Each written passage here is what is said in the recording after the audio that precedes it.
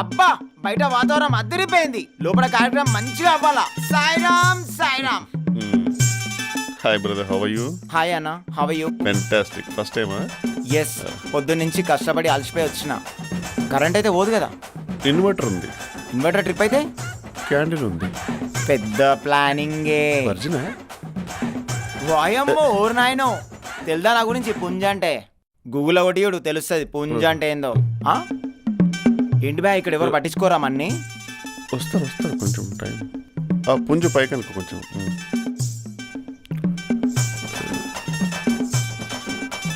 Original అది big punch is coming but nobody is in coming. ఇంట్లో బర్ఫ్ గడ్డలు కరిగిపోతాయి బాబు, ఎవరైనా రండ్రా తొందరగా. ఇప్పటికే చాలా లేట్ అయిపోయింది. హలో భయ్యా భయ్యా, హలో ఓయ్ కస్టమర్ని పట్టించుకోరా భయ్యా మీరు? అసలు కస్టమర్ వస్తే 3 cheers రౌండ్ ఆఫ్ అప్లాస్ కొట్టాలి, కానీ మీరేంది భయ్యా అసలు పట్టించుకోరు? ఓ కస్టమర్ ఇది ఓ బిజినెస్, అసలు దీని బిజినెస్ అంటారా? ఇక్కడికి వచ్చే కస్టమర్ ఎవరైనా సరే బిజినెస్ గురించి మాత్రం తక్కువ వేసి మాట్లాడకపోయా. ప్రపంచం పుట్లపచ్చుంది బిజినెస్, ప్రపంచం అంతమయ్యేదాకా ఉంటుంది బిజినెస్. ఈ బిజినెస్ కి ఆల్టర్నేట్ లేదు, దీని దరిదాపులోకి ఏది రాదు. అలాంటి బిజినెస్ దగ్గరకు వచ్చే కస్టమర్తో మాట్లాడే పద్ధతి ఇదేనా?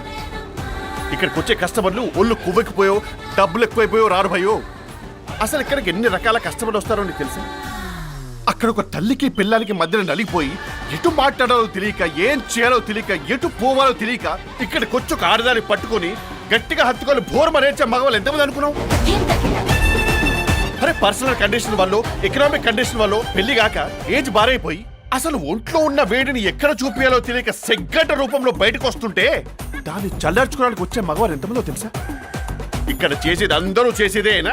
ఇక్కడికి వస్తే క్యాట్ రికార్డ్ జడ్జ్ చేస్తారని చెప్పేసి వేషాలు వేసుకుని, క్యాప్లు వేసుకుని, ముసుగులు కట్టుకుని, తల దించుకొని మరీ వచ్చి తలభారం తీర్చుకునేది ఇక్కడే. నీకు తెలుసా? ఒక మనిషి కడుపు నిండిన తర్వాత వచ్చే 2 ఆలోచనే ఇది. దీని తర్వాత పరువైనా పవర్ అయినా. అసలు ఒక దేశం పర్యాటక రంగంలో పరుగులు పెట్టించాలంటే పెట్టే ఫస్ట్ బిజినెస్ ఇదే భయ్యో.